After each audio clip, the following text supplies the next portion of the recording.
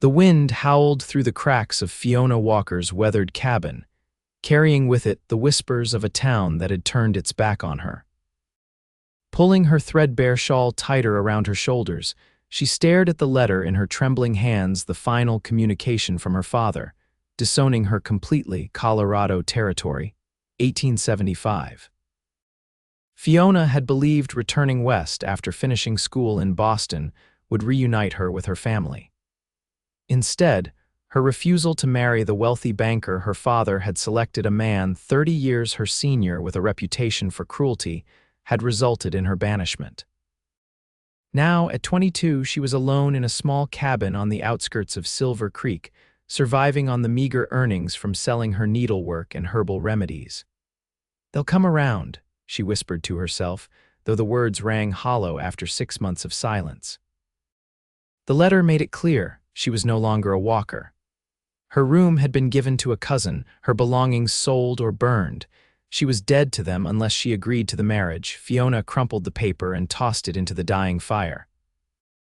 The flames briefly illuminated her face-high cheekbones, determined green eyes, and auburn hair that refused to stay properly pinned. She wasn't conventionally beautiful by society's standards, too tall, too opinionated, too educated for a frontier town like Silver Creek. A knock at the door startled her. Visitors were rare, especially as dusk approached. Cautiously, she lifted the old rifle her grandfather had taught her to use and approached the door.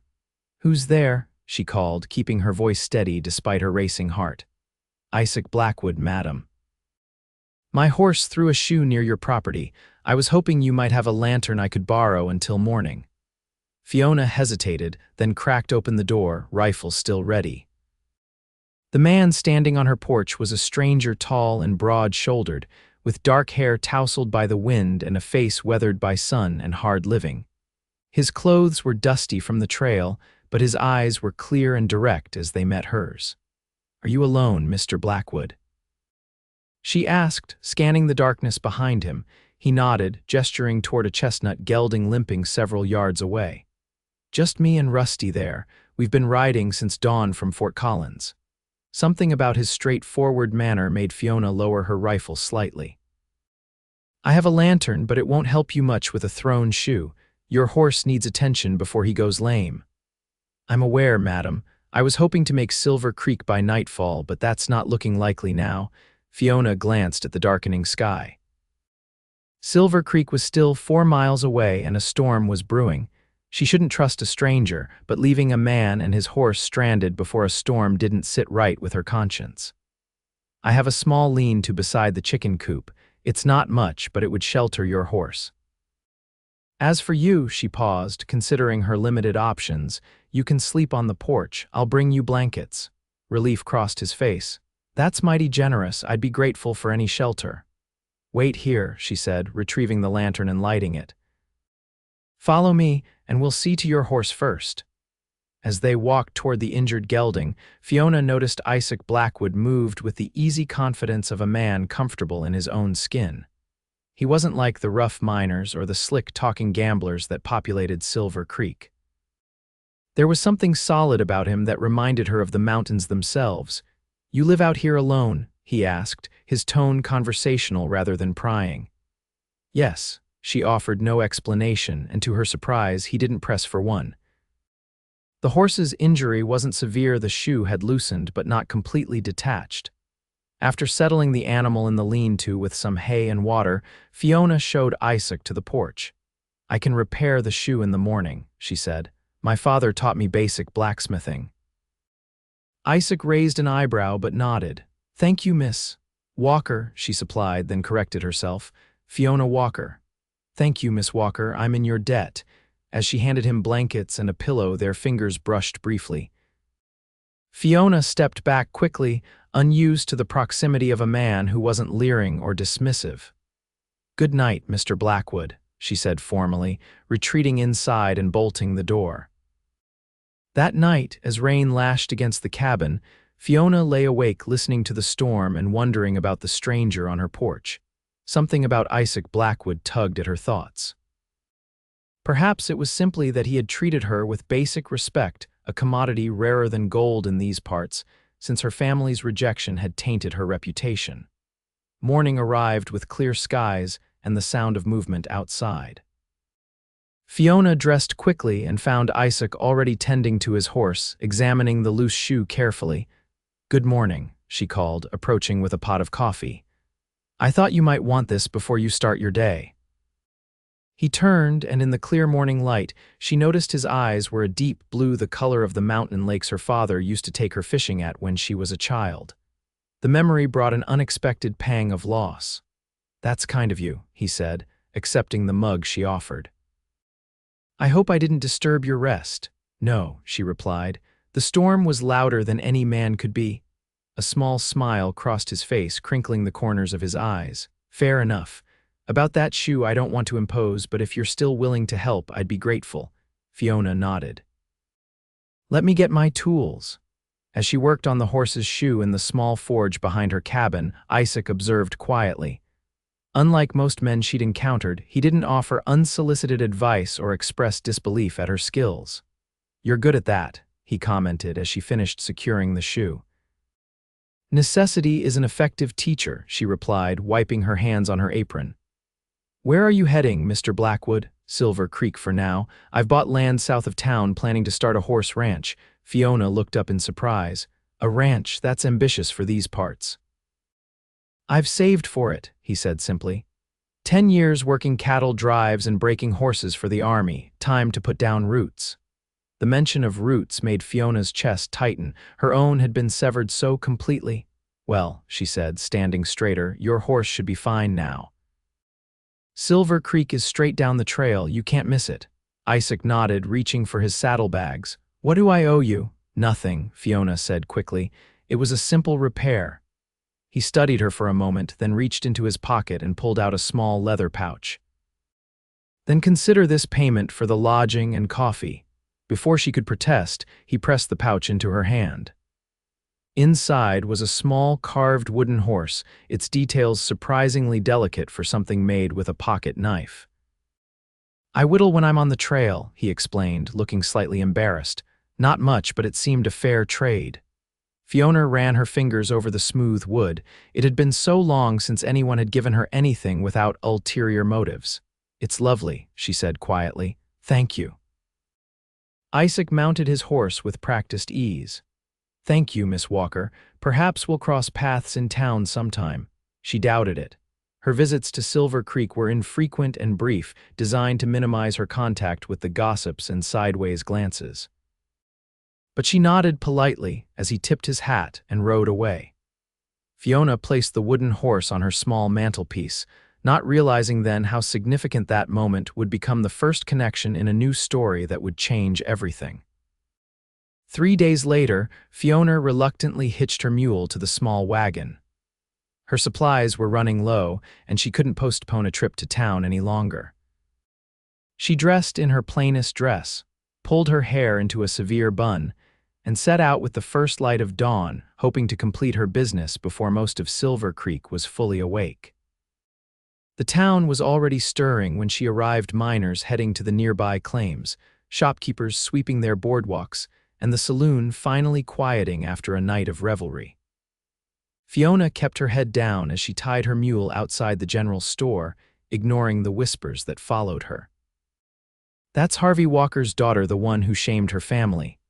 Heard she practices witchcraft in that cabin of hers. Poor Walker family having such a disobedient daughter." The bell above the door jingled as she entered the mercantile. Mrs. Patterson, the proprietor's wife, watched her with narrowed eyes as Fiona presented her list of necessities. "We'll need payment in advance," Mrs. Patterson said coldly, though this had never been required before. Fiona silently counted out her precious coins, calculating what she could afford to remove from her list. As she deliberated, the bell rang again, and a familiar figure entered. Isaac Blackwood, looking more put together than he had on her porch, but still carrying that same quiet confidence. His eyes met hers and recognition flickered across his face. "Miss Walker," he said with a polite nod. "Mr. Blackwood," she returned, acutely aware of Mrs. Patterson's sudden interest. "You two are acquainted?" the older woman asked, suspicion coloring her tone. Before Fiona could respond, Isaac stepped forward. Miss Walker kindly helped when my horse threw a shoe near her property. Fine blacksmithing skills saved me considerable trouble. Mrs. Patterson's expression soured further. Well, Miss Walker was just discovering she's short on funds for her purchases. Fiona's cheeks burned with humiliation. I'm not short on funds, I'm deciding what I can do without. Allow me, Isaac said, placing coins on the counter. Consider it payment for the blacksmithing. I don't need charity, Fiona said sharply, pride stiffening her spine. Isaac met her gaze steadily. Not charity, Miss Walker, fair compensation for services rendered. I'd pay any blacksmith the same. The logic was sound, though Fiona suspected his motives were kinder than he let on. Still, with Mrs. Patterson watching like a hawk and her own supplies desperately needed, she relented with a small nod. Thank you, she said quietly. Mrs. Patterson reluctantly gathered Fiona's supplies, her disapproval evident in every movement. When she finished, Fiona quickly gathered her purchases and headed for the door. Miss Walker, Isaac called after her. A moment, if you please. Reluctantly, she paused on the boardwalk, bracing herself for whatever might come next. I'm hosting a small gathering at my new property this Sunday, he said. Nothing fancy, just a neighborly meal to introduce myself properly to the community. I'd be honored if you'd attend. Fiona stared at him in disbelief. Mr. Blackwood, perhaps you don't understand. My presence would only detract from your welcome to Silver Creek. I'm capable of choosing my own guests, he replied, his tone light but his eyes serious. 1 o'clock, if you're interested, the old Hargrove place about 2 miles south of town. Before she could formulate a response, he tipped his hat and returned to the store, leaving Fiona bewildered on the boardwalk. An invitation to a social gathering, it had been months since anyone had extended such a courtesy to her. She should decline. Attending would only fuel the gossip, potentially damaging Isaac's standing before he'd even established himself. Yet as she drove her wagon home, the invitation lingered in her mind like a stubborn melody. Sunday arrived clear and warm. Fiona told herself repeatedly she wouldn't go, even as she found herself washing her best dress and pinning her hair more carefully than usual. It was foolishness, she knew, but the prospect of conversation and company, of being treated as a person rather than a pariah, was too tempting to resist. She arrived at the Hargrove place, Isaac's new property, precisely at 1 o'clock. The old farmhouse looked different already. The broken windows had been replaced, the sagging porch repaired, and a fresh coat of whitewash brightened the exterior. Several wagons and horses indicated other guests had already arrived. Fiona's courage nearly failed as she approached the door, a basket of freshly baked bread in her trembling hands. Before she could knock, the door swung open, revealing Isaac in a clean shirt and vest, his dark hair neatly combed. Miss Walker, he said, genuine pleasure warming his voice. I'm glad you came. I brought bread, she said awkwardly, offering the basket. Perfect timing. Come in and meet everyone. As he guided her inside with a light touch on her elbow, Fiona steeled herself for the inevitable cold shoulders and whispers. To her surprise, the small gathering consisted not of Silver Creek's established families, but of newcomers like Isaac, a young doctor and his wife recently arrived from Pennsylvania, a widow starting a millinery shop, 2 brothers establishing a freight business, and a teacher hired for the town's new schoolhouse. Folks, Isaac announced, this is Miss Fiona Walker, an exceptionally skilled blacksmith and my first acquaintance in these parts. The introductions were made without a hint of the prejudice Fiona had come to expect. These people had no knowledge of her family drama, no preconceived notions about her character. For the first time in months, she found herself engaged in normal conversation, discussing books with the teacher, herbal remedies with the doctor, and the challenges of living alone with the widow. Throughout the afternoon, she noticed Isaac watching her with quiet attention, stepping in smoothly whenever the conversation veered toward potentially uncomfortable topics like family backgrounds. His consideration touched her deeply. As the gathering wound down and guests began to depart, Fiona found herself lingering, reluctant to return to her solitude. Isaac seemed in no hurry to see her leave, inviting her to tour the small barn he'd been repairing. "I've acquired 4 mares so far," he explained as they walked, "and I'm expecting a stallion from Kentucky next month. Quality stock is the foundation of any good breeding program." "It's an impressive start," Fiona said, genuinely admiring his ambition and planning. "Though you've taken on quite a project for one man." "I'm no stranger to hard work," he replied, "and I believe in this land, with care and patience, it will yield everything I hope for." Something in his tone made Fiona wonder if he was speaking of more than just horses and crops. She pushed the thought aside quickly. Such notions were dangerous for someone in her position. "Thank you for including me today," she said as they returned to her wagon. It was refreshing to be treated as just another neighbor. Isaac helped her onto the wagon seat, his hands strong and steady. "You are a neighbor, Miss Walker, and I hope you'll consider visiting again. I could use advice on setting up a proper forge. I'm handy enough, but nothing like what I saw you do with that horseshoe." Fiona found herself smiling, a genuine smile that felt foreign on her face after so many months of guarded expressions. "Perhaps I will. Good day, Mr. Blackwood."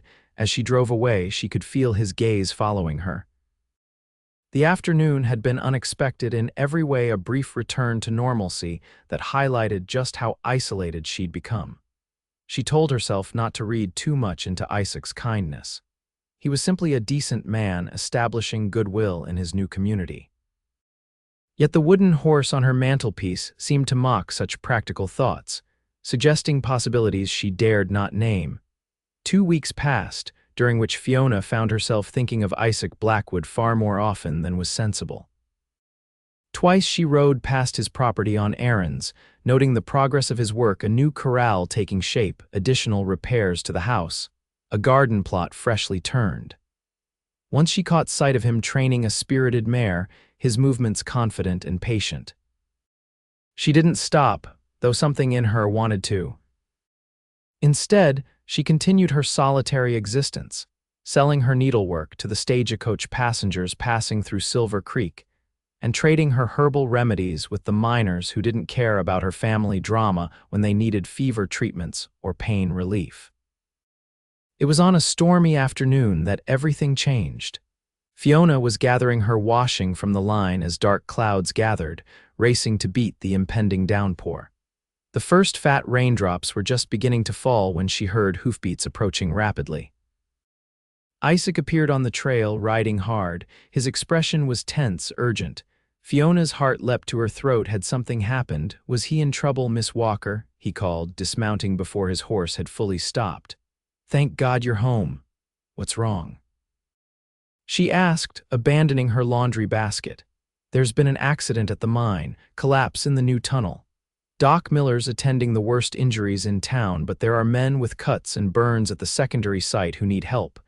He paused, rain beginning to soak through his shirt. "They said you know about healing herbs and such. I volunteered to fetch you." Fiona hesitated only a moment. Whatever the town thought of her, she couldn't refuse aid to injured men. "Let me gather my supplies." Within minutes, she had packed her medicine bag with tinctures, salves, bandages, and tools. Isaac helped her mount behind him on his horse, and they rode through the increasing rain toward the foothills where Silver Creek's second mine entrance was located. The scene was chaotic. A dozen miners with various injuries huddled under a makeshift shelter, their faces grimy and shocked. A lantern swung precariously from a post, casting eerie shadows as the storm intensified. Fiona slid from the horse and immediately took charge, her natural authority emerging in the crisis. She sorted the injured by severity, instructing Isaac and the less wounded men to assist her. For hours, she cleaned wounds, applied salves, stitched cuts, and bound burns, working methodically through the injured. Isaac stayed by her side, following her instructions without question, his steady hands and calm demeanor proving invaluable as the afternoon stretched into evening. When the last miner had been treated and arrangements made to transport the men back to town, Fiona finally sat on an overturned crate, exhaustion washing over her. "You're remarkable," Isaac said quietly, handing her a cup of coffee someone had brewed over a small fire. I've seen army surgeons with less composure. Fiona accepted the cup gratefully, her hands trembling slightly now that the emergency had passed. My grandmother was a midwife and healer. She taught me from the time I could walk. These men won't forget what you did today, he said, settling beside her. Nor will I. The rain had stopped, leaving behind a washed, clean world and the earthy scent of wet soil. In the strange, intimate quiet that follows a crisis averted, Fiona found herself studying Isaac's profile, the strong jaw, the thoughtful eyes, the small scar near his temple that she hadn't noticed before. "Why did you come for me?" she asked suddenly. "There must have been others in town who could have helped." Isaac met her gaze directly. "Because I knew you wouldn't refuse, regardless of how you've been treated, and because I've seen your hands work, they're skilled and sure."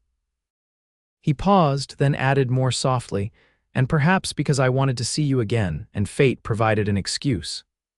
The honesty in his admission caught Fiona off guard. No one had spoken to her with such straightforward interest in longer than she could remember. "Mr. Blackwood, Isaac," he interrupted gently.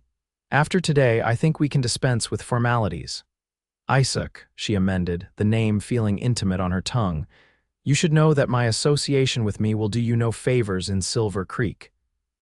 My family is influential, and they've made their position regarding me quite clear." "I've never been one to let others dictate my associations," he replied, "and I'm curious about what could possibly justify a family turning against their own daughter." Fiona stared into her coffee, debating how much to reveal.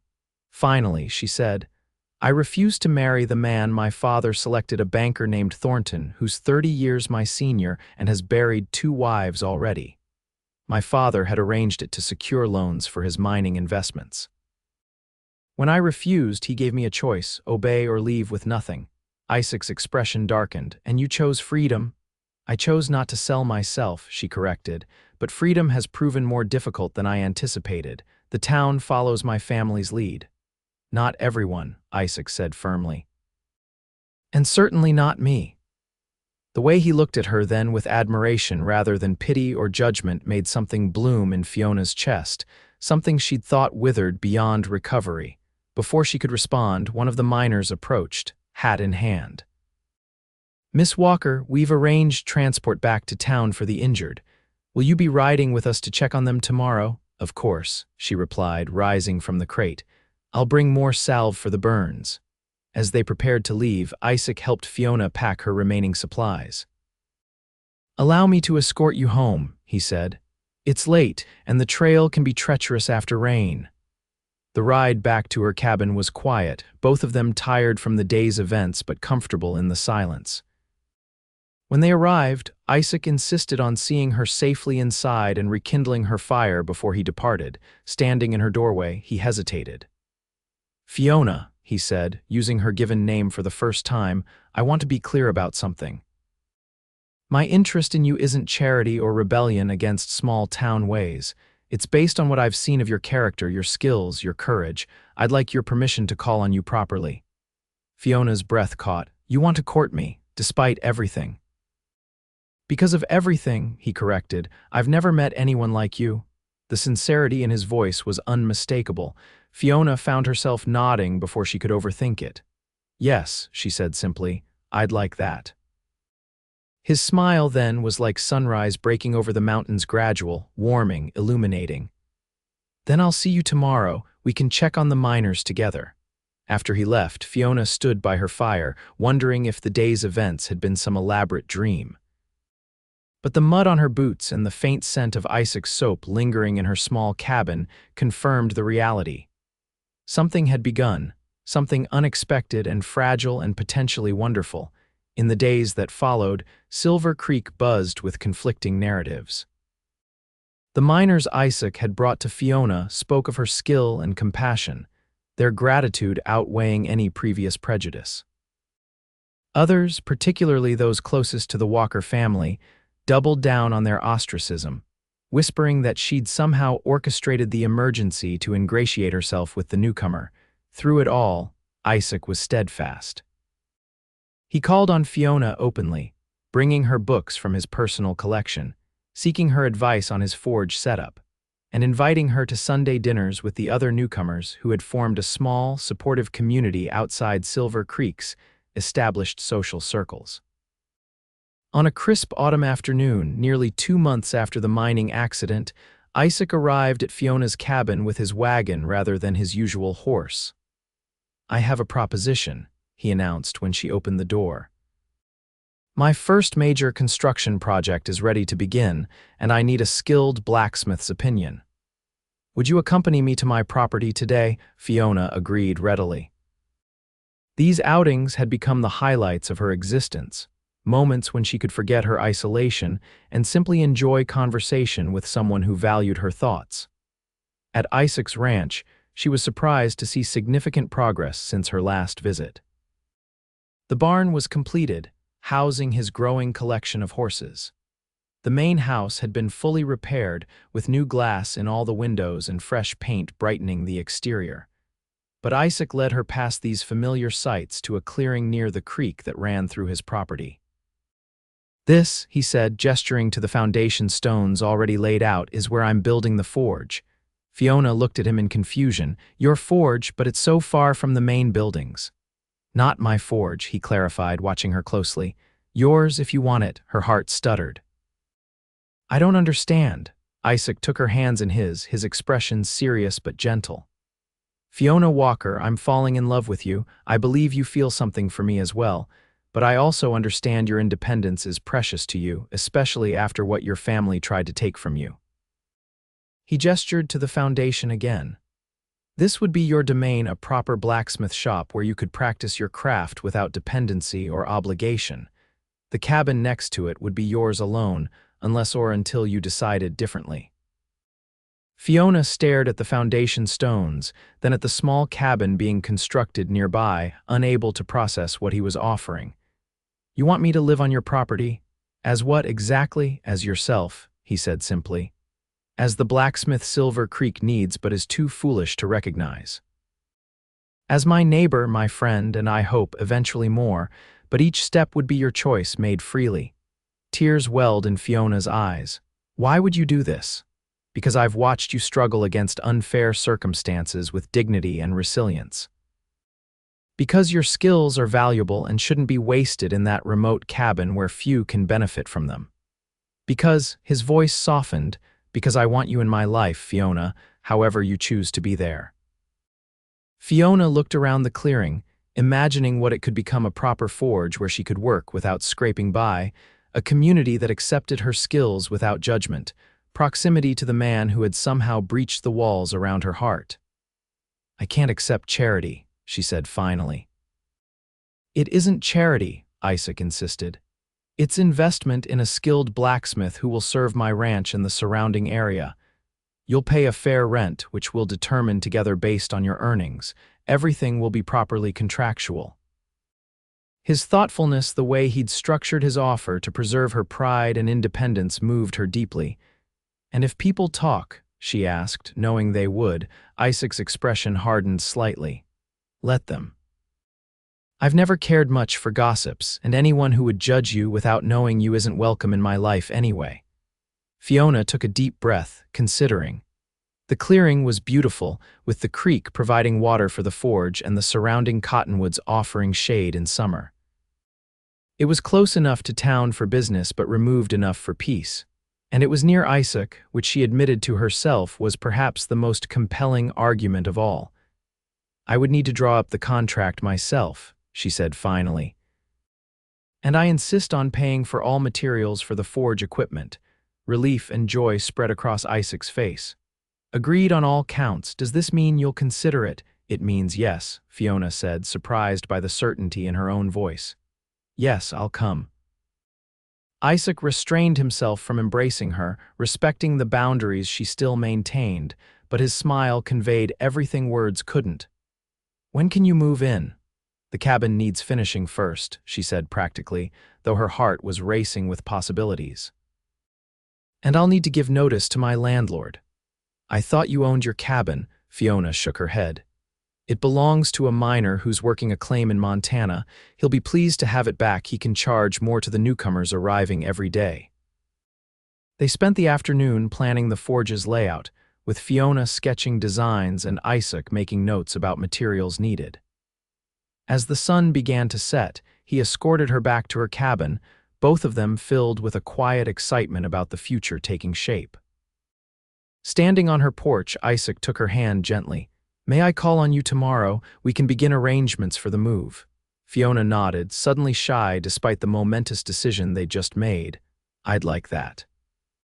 Before she could retreat inside, Isaac raised her hand to his lips, pressing a kiss to her knuckles. "Until tomorrow, then." The simple gesture sent warmth cascading through her. "Until tomorrow," she echoed softly. That night, Fiona lay awake, her mind whirling with plans and possibilities. For the first time since her family's rejection, she felt hope taking root not just for survival, but for a life with purpose, community, and perhaps even love. Word of Fiona's impending move spread quickly through Silver Creek. Reactions were predictably mixed. The miners she had treated, along with Isaac's growing circle of friends, expressed support and offered help with the transition. Others whispered behind their hands about impropriety and scandal. When the gossip reached Harvey Walker, Fiona's father, his response was swift and brutal. He appeared at her cabin one morning, his expensive suit and polished boots a stark contrast to the humble surroundings. "So," he said without greeting when she opened the door, "you've found another way to shame this family. Living on a bachelor's property, I thought I raised you better."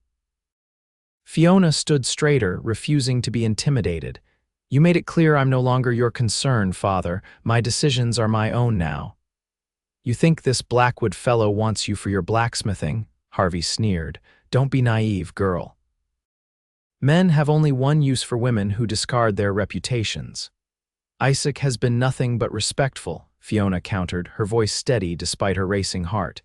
"He's offering me a business opportunity and a proper living arrangement." "Opportunity?" Harvey laughed coldly. "I offered you the opportunity of a lifetime marriage to a wealthy, established man who could have secured your future. Instead, you chose defiance and now further disgrace."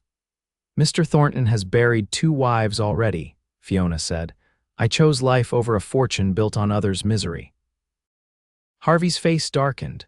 "You know nothing of the real world. This Blackwood will use you and discard you, and you'll have nowhere to turn. Don't expect our door to open when that happens." "I stopped expecting anything from you months ago," Fiona replied, grief and anger mingling in her chest. "Please leave my property." "It won't be your property much longer," Harvey said, turning to go. "I hope whatever arrangement you've made with Blackwood was worth sacrificing your family for." As he mounted his horse, Fiona called after him, "It wasn't Blackwood I sacrificed my family for, Father. It was myself, my right to choose my own path, something you never understood." Harvey rode away without looking back, leaving Fiona trembling on her porch. She had known this confrontation would come eventually, but experiencing her father's contempt directly reopened wounds she'd thought were healing. She was still standing there when Isaac arrived an hour later with his wagon to transport some of her belongings to the newly completed cabin. One look at her face told him something was wrong. "What happened?" he asked, immediately at her side. "My father paid me a visit," she said, striving for composure. "He expressed his disapproval of our arrangement." Isaac's jaw tightened. "Did he threaten you?" "Not physically," Fiona assured him. "Just the usual reminders that I'm a disappointment and a disgrace." Anger flashed in Isaac's eyes, quickly controlled. "Fiona, if you've reconsidered because of this—" "No," she interrupted firmly. "I won't let him dictate my life anymore. I've made my decision." Relief softened his expression. "Then let's get you moved. The sooner you're established in your new forge, the sooner people will see this for what it is, a respectable business arrangement between neighbors." As they loaded her belongings, Fiona noticed Isaac watching her carefully, clearly concerned about her state of mind after the confrontation. "I'm all right," she told him during a break. "Truly. His words can't hurt me the way they once did." Isaac nodded, though his eyes remained troubled. "Your father doesn't know what he's lost in you, Fiona, but I do." The simple statement, delivered without drama or excessive sentiment, touched her deeply. This was what had drawn her to Isaac from the beginning, his ability to see her clearly, to value what others dismissed. "Thank you," she said softly, "for everything." "Don't thank me yet," he replied with a small smile. "Wait until you've seen how many horseshoes I need for my expanding herd."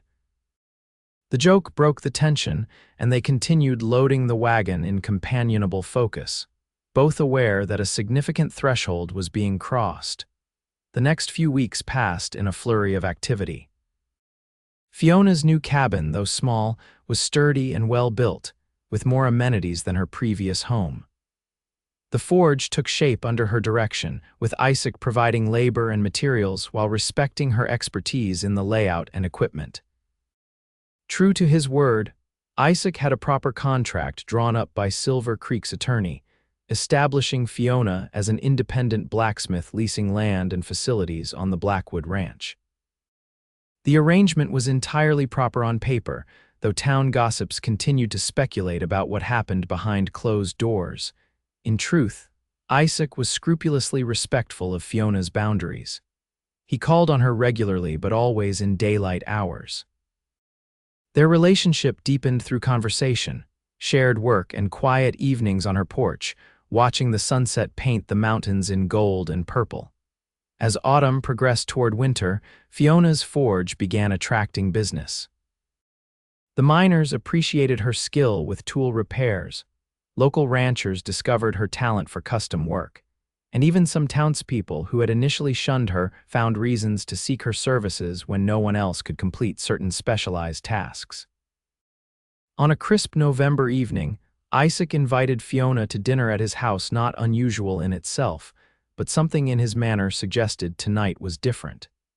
He had asked her to dress for a special occasion, though he wouldn't specify what they were celebrating. Fiona wore her best dress, a deep green wool that complemented her auburn hair and brought out the color of her eyes. She had few opportunities to wear it these days, and as she walked the short path to Isaac's house, she felt both nervous and excited. The main house looked transformed. Lanterns glowed in every window, and when Isaac opened the door, Fiona gasped at the scene inside. The dining room table was set with fine china and silver, candles flickered throughout the room, and delicious aromas wafted from the kitchen. "What's all this?" she asked as Isaac took her shawl. 6 months, he replied, his eyes warm as they took in her appearance. 6 months since a dusty traveler with a thrown horseshoe knocked on your door. It seemed worth commemorating. Fiona felt a blush rise to her cheeks. "You've gone to too much trouble." "Not at all," he countered, guiding her to the table. "Besides, I had help. Mrs. Rodriguez from the freight office assisted with the cooking." The meal was the finest Fiona had eaten since leaving Boston: roast beef with all the trimmings, fresh bread, and a bottle of wine Isaac had ordered specially from Denver. Throughout dinner, their conversation flowed easily, touching on the forge's progress, Isaac's horses, books they'd both read, and dreams for the future. As they finished dessert, an apple pie that reminded Fiona of her grandmother's recipe, Isaac grew more serious. "There's something I've been wanting to discuss with you," he said, refilling their coffee cups. "Something important." Fiona's heart quickened. "What is it?" "These past months have been the happiest of my life," he began. "Watching you rebuild your life, seeing your business grow, getting to know the remarkable woman you are, it's been a privilege." He paused, seeming to gather his thoughts. "When I first suggested this arrangement, I promised everything would be your choice, made freely. I stand by that promise." Isaac reached across the table to take her hand. "Fiona Walker, I'm in love with you. I believe you know that already. What you may not know is that I want to build a life with you, not as my tenant or my neighbor, but as my wife." Though she had suspected this might be coming, the actual words still took her breath away. "Isaac, you don't need to answer now," he said quickly. "I understand you value your independence, especially after what your family tried to take from you. The forge would remain yours, the business you've built would continue. I'm not asking you to surrender anything, only to consider sharing your life with mine." Tears welled in Fiona's eyes. "I never thought I'd hear words like these again, not after my family cast me out." I thought that chapter of my life was closed forever. It doesn't have to be, Isaac said gently. We could write a new chapter together. Fiona looked at their joined hands, then into the eyes of the man who had shown her nothing but respect and kindness since the day they'd met. The man who saw her strength rather than just her gender, who valued her skills rather than just her appearance, who offered partnership rather than dominance. Yes, she said, her voice steady despite the tears on her cheeks. Yes, I'll marry you, Isaac Blackwood. Joy transformed his face as he rose from his chair and came to kneel beside her. From his pocket, he produced a small velvet box containing a ring, not an ostentatious diamond like those favored by Silver Creek's wealthy families, but a beautifully crafted band of gold set with a small emerald that matched her eyes. It was my grandmother's, he explained as he slipped it onto her finger. She was a strong woman too, ran the family farm alone after my grandfather died in the war.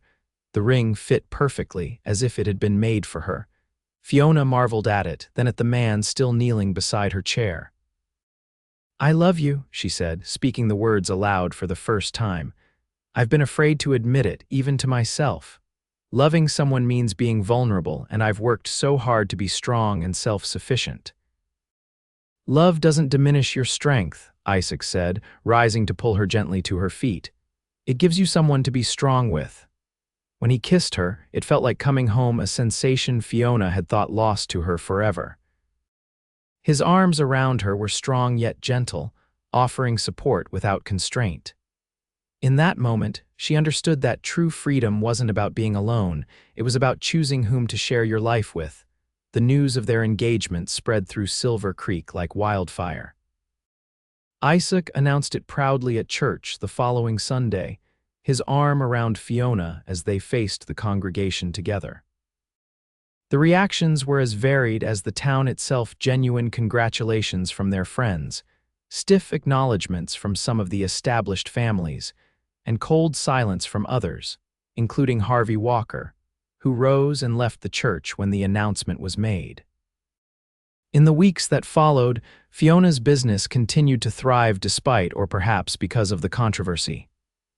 Many came to the forge out of curiosity but returned for her exceptional work. Isaac's reputation as a horseman was growing as well, with buyers coming from as far as Denver to see his stock. They set a date for early spring, planning a simple ceremony in the meadow beside the creek where their properties joined. As winter settled over the Colorado territory, they worked side by side, Fiona at her forge, Isaac with his horses, both building toward their shared future. It was 2 weeks before Christmas when disaster struck. A severe blizzard descended on Silver Creek without warning, trapping many in their homes and businesses. Isaac had gone to town for supplies, leaving Fiona at the forge completing an urgent order for the stagecoach company. As the storm intensified, Fiona grew increasingly worried. Isaac should have returned hours ago. When darkness fell with no sign of him, she knew something was wrong.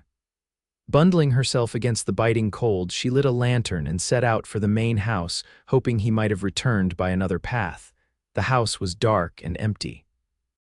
Fighting rising panic, Fiona considered her options. The trail to town would be nearly impassable in the blizzard, but the alternative was waiting helplessly while Isaac might be freezing to death somewhere between their ranch and Silver Creek. Decision made, she returned to her cabin to prepare. Dressed in layers with Isaac's old buffalo coat over everything, she packed blankets, medical supplies, and a flask of whiskey in a knapsack. In the barn, she saddled Thunder, Isaac's most sure-footed gelding, whispering apologies to the horse for taking him out in such conditions. The journey was nightmarish. Wind-driven snow reduced visibility to arm's length, and drifts had already obscured the familiar trail. Fiona relied on Thunder's instincts and her own knowledge of the land, fighting the urge to turn back with every freezing gust that cut through her layers. 2 miles from town, Thunder suddenly stopped, ears forward, sensing something ahead. Fiona raised her lantern, its glow revealing a dark shape half buried in snow beside the trail. "Isaac," she cried, dismounting awkwardly in the deep snow. It was indeed Isaac, unconscious and dangerously cold, his wagon overturned nearby. With strength born of desperation, Fiona dragged him from the snowdrift and checked for signs of life. His pulse was faint but present, his breathing shallow. "Don't you dare leave me," she ordered, wrapping him in the blankets she'd brought. "Not now, Isaac Blackwood, not after everything." The wagon was damaged beyond immediate repair, and Isaac was too large for Thunder to carry both of them back to the ranch. The nearest shelter was the old line shack a quarter-mile off the main trail, a primitive structure used by cowhands during roundup. With grim determination, Fiona managed to get Isaac across Thunder's back, securing him as best she could before leading the horse toward the line shack. Each step was a battle against the storm, her lantern providing barely enough light to avoid the worst drifts. When they finally reached the shack, Fiona nearly wept with relief. The small structure was basic: a dirt floor, a crude stone fireplace, a narrow cot, but it would provide shelter from the killing wind. Working quickly, she got Isaac inside and onto the cot. The fireplace contained old ashes and, mercifully, some split logs stacked nearby. With frozen fingers, she built a fire, coaxing it to life with precious tinder from her pack.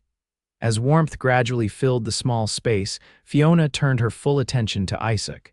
His clothes were soaked through, his skin alarmingly cold. Drawing on everything her grandmother had taught her about treating exposure, she began the dangerous process of warming him gradually. First, she removed his wet clothing, apologizing aloud though he couldn't hear her. Then she wrapped him in the dry blankets, placing heated stones from the fireplace near but not touching his core. Finally, she took the most drastic step, stripping off her own outer layers and lying beside him, sharing her body heat. "Live," she whispered against his cold cheek. "Please live, Isaac, I can't lose you now." Hours passed in anxious vigilance. Outside, the blizzard raged unabated, but inside the tiny shack, a more important battle was being fought. Fiona dozed fitfully, waking often to check Isaac's temperature and pulse, to add wood to the fire, to whisper encouragements and prayers. Near dawn, Isaac stirred, his eyelids fluttering. "Fiona," he murmured, his voice weak but present. Tears of relief sprang to her eyes. "I'm here," she assured him, pressing a kiss to his forehead. "You're safe." Confusion crossed his face as he registered their surroundings. "The line shack, how?" "Your wagon overturned in the storm," she explained, helping him sip water from her canteen. "I found you in a snowdrift and brought you here." Comprehension dawned slowly in his eyes. "You came looking for me? In the blizzard?" "Of course I did," Fiona said simply. "You would have done the same." Isaac's hand found hers, squeezing weakly. "You could have died out there." "So could you," she countered. "And then where would I be? After all, I've just agreed to marry you, Mr. Blackwood. I expect you to honor that commitment." A ghost of his usual smile touched his lips. "Yes, madam." As daylight strengthened, the storm finally began to ease. Isaac remained weak but alert, able to take broth made from supplies in Fiona's pack. The danger of exposure had passed, though he would need proper rest and care to fully recover. By mid-morning, the snow had stopped entirely, though drifts made travel difficult. Fiona ventured outside to check on Thunder, who had weathered the storm in the crude lean-to attached to the shack. The horse seemed eager to return home. "We should try to reach the ranch," she told Isaac when she returned. "You need a proper bed and more care than I can provide here." Isaac nodded, though concern lined his face. "Can Thunder carry us both in these conditions?" "Not for the whole journey," Fiona admitted, "but I can walk beside you for much of it. The snow has stopped and the trail should be easier to follow now." Despite his protests, Fiona helped Isaac dress in the clothes she'd dried by the fire overnight. He was unsteady on his feet but determined. Together, they left the line shack that had saved their lives. Isaac mounted on Thunder while Fiona led the horse through the deepest snowdrifts. The journey home was slow and exhausting, but as the familiar outlines of the ranch came into view, both felt a profound sense of gratitude. They had survived not just the storm, but the test it represented, proving that their partnership was one of equals, each willing to risk everything for the other. News of their ordeal spread quickly through Silver Creek, adding another chapter to the already dramatic story of the disowned blacksmith and the newcomer rancher. Most viewed it as a romantic tale of devotion. A few saw it as further evidence of Fiona's impropriety. But one response surprised everyone. 3 days after the blizzard, as Isaac recuperated in his home with Fiona tending to him, a knock came at the door. When Fiona opened it, she found herself face to face with her mother, Elizabeth Walker. "May I come in?" Elizabeth asked, her voice soft but steady. Stunned, Fiona stepped aside. Elizabeth entered cautiously, her gaze taking in the comfortable home Isaac had built, then settling on the man himself, propped up in an armchair near the fire. "Mr. Blackwood," she acknowledged with a slight nod. "I hope you're recovering well." "I am, madam," Isaac replied, his tone respectful despite his surprise at her presence. "Thanks entirely to your daughter's courage." Elizabeth turned to Fiona, emotion breaking through her composed facade. "When I heard what happened, what you did, I couldn't stay away any longer. 6 months of silence has been punishment enough for us all." "Mother," Fiona began, uncertain how to respond to this unexpected olive branch. "Father made his position quite clear. He wants nothing to do with me unless I agree to marry Mr. Thornton." "Your father doesn't speak for me in this," Elizabeth said firmly. "Not anymore. Losing you has been like losing part of myself, Fiona. I won't continue this estrangement, regardless of Harvey's demands." Tears welled in Fiona's eyes. Of all her family, her mother's rejection had hurt the most. "Does father know you're here?" "He does," Elizabeth confirmed. "He forbade it, of course, but a mother can only bend so far before breaking. When I heard you could have died in that storm, trying to save the man you love." Her voice faltered. "I realized some things matter more than Harvey Walker's pride or Silver Creek's gossip." Fiona crossed the room and embraced her mother for the first time in half a year. Both women wept openly, releasing months of pain and longing. From his chair, Isaac watched with quiet joy. When they finally separated, he spoke gently. "Mrs. Walker, would you join us for tea? I believe Fiona and I have news you might like to hear." Elizabeth accepted the invitation, and over the next hour, tentative reconciliation blossomed into genuine connection. Fiona showed her mother the ring, explained their plans for a spring wedding, and gave her a tour of the forge she had established. Elizabeth listened with growing admiration for the life her daughter had built from nothing. "Your father may never understand," Elizabeth said as she prepared to leave. "He sees the world in terms of obligations and appearances, but I hope you'll allow me to be part of your life again, Fiona." "And yours too, Mr. Blackwood." "Nothing would make me happier," Fiona assured her, "and please call him Isaac. He's family now or will be soon." As they watched Elizabeth's buggy depart, Isaac slipped his arm around Fiona's waist. "Are you all right?" Fiona nodded, her heart fuller than she'd thought possible. "Better than all right. I never expected to have any family at our wedding. Now it seems I might." "Family isn't always who you're born to," Isaac reminded her. "Sometimes it's who you choose and who chooses you in return." The months leading to their spring wedding passed in a whirlwind of activity. Fiona's forge prospered beyond her expectations, with orders coming from as far as Denver. Isaac's horse breeding program gained recognition when one of his colts won a prestigious race in Colorado Springs. Elizabeth Walker became a regular visitor to the ranch, gradually bringing some of Fiona's siblings and cousins back into her life as well. Harvey remained implacable in his rejection, but his influence waned as more of the family recognized the happiness Fiona had found. On a perfect April morning, with the mountains still capped in snow but wildflowers beginning to dot the meadows, Fiona Walker and Isaac Blackwood were married beneath an arch of spring blossoms beside the creek that joined their properties. The ceremony was attended by friends from town, fellow ranchers, miners whose injuries Fiona had treated, and a significant portion of the Walker family, though Harvey was conspicuously absent. Fiona wore a simple gown of ivory silk, her auburn hair crowned with flowers. Isaac cut a handsome figure in his new suit, his face radiating joy as they exchanged vows they had written themselves.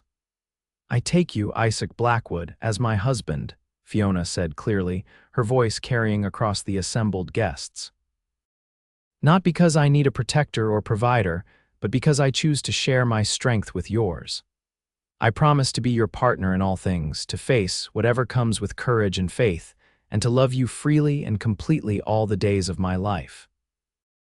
Isaac's voice was steady as he responded, I take you, Fiona Walker, as my wife. Not to possess or control, but to cherish and support. I promise to respect your independence even as we grow together, to listen when you speak and stand beside you when you fight, and to love you with all that I am for as long as I live. When the minister pronounced them husband and wife, Isaac took Fiona's face gently between his hands. You are mine, he said softly, for her ears alone, as I am yours, freely given, freely accepted. And I mean it, Fiona whispered back, with all my heart. Their kiss sealed promises made not just in words but demonstrated through months of actions of respect, courage, and unwavering support. As cheers erupted from their gathered friends and family, Fiona and Isaac turned to face their community, hands clasped tightly together. The celebration that followed lasted well into the evening. Tables set up in the meadow groaned under the weight of food contributed by half the town. Lanterns illuminated the dancers as a local string band played everything from reels to waltzes. Elizabeth Walker danced with her new son-in-law, her face alight with happiness she'd once thought forever lost. As the stars emerged above the mountains, Isaac led Fiona away from the festivities to a quiet spot by the creek. Happy? He asked, drawing her close. Completely, she assured him, resting her head against his chest. If someone had told me a year ago that I'd be standing here as your wife, surrounded by friends and family, I would have thought them mad. Sometimes the best futures are the ones we can't imagine for ourselves, Isaac said thoughtfully. When I bought this land, I thought my greatest achievement would be building a successful ranch. Now I know it was finding my way to your door that stormy evening. Fiona looked up at the man who had seen her value when others couldn't or wouldn't. Take me home, husband, she said softly. Our home.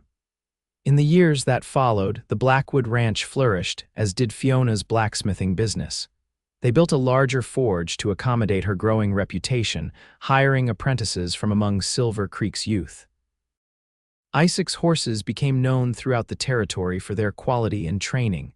Their first child, a daughter with her mother's auburn hair and her father's blue eyes, arrived a year after their wedding. They named her Hope, a testament to what had sustained them through their trials. A son followed 2 years later, then another daughter. Their home rang with laughter and occasional disagreements, with music and stories, with the sounds of a family built on mutual respect and genuine love. Harvey Walker never fully reconciled with his daughter, though he sent a silver cup when his first grandchild was born, a small acknowledgement that time and success had softened his stance somewhat. Elizabeth became a devoted grandmother, spending so much time at the ranch that Isaac eventually built her a small cottage of her own on the property. Silver Creek grew and changed as the territory progressed toward statehood. New families arrived, old prejudices gradually faded, and the unusual beginning of the Blackwood marriage became just another story in the town's colorful history. On their 10th anniversary, Isaac surprised Fiona with a special gift, the deed to the forge and surrounding acres, transferred solely into her name. But we already own it together, she protested when he presented the document. Yes, but this makes it officially your business in your name alone, Isaac explained. I want there to be no question ever that what you've built is yours by right and skill. Fiona studied her husband's face, lined now with a decade of Colorado sun and wind, but still handsome, still kind, still the man who had seen her worth when she'd almost forgotten it herself. Everything I have built that matters, we built together, she said, setting the deed aside to take his hands. The forge, the ranch, our family, none of it would exist without both of us. Isaac smiled, the same smile that had warmed her heart from the beginning. Partners, he said simply. Always, Fiona agreed, leaning forward to seal the promise with a kiss. As the sun set beyond their mountain home, painting the sky in colors no artist could capture, Fiona Walker Blackwood reflected on the journey that had brought her here.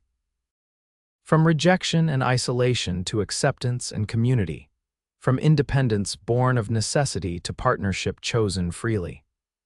From a woman shunned by her family to one surrounded by the family she and Isaac had created together. It hadn't been an easy path, but walking it had made her stronger, wiser, more compassionate.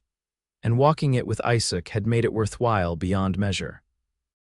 Later that night, as their children slept and the house settled into peaceful quiet, Fiona and Isaac sat on their porch, watching stars appear above the land they both loved. Tomorrow would bring work and challenges, joys and concerns, as all days did. But tonight was for remembering, for gratitude, for the simple pleasure of being together. "I love you, Fiona Blackwood," Isaac said, his arm around her shoulders. "Even more today than when I first called you mine." "And I love you," she replied, resting against him. "For seeing me when others looked away. For offering choice when others demanded obedience. For meaning every promise you've ever made." In the distance, a wolf howled a wild, free sound that echoed through the valley. Fiona smiled, recognizing something of herself in that untamed call. She had never been meant for confinement, for a life prescribed by others' expectations. Neither had Isaac. Perhaps that was why they fit together so perfectly, two independent spirits who had chosen to join their lives without diminishing either.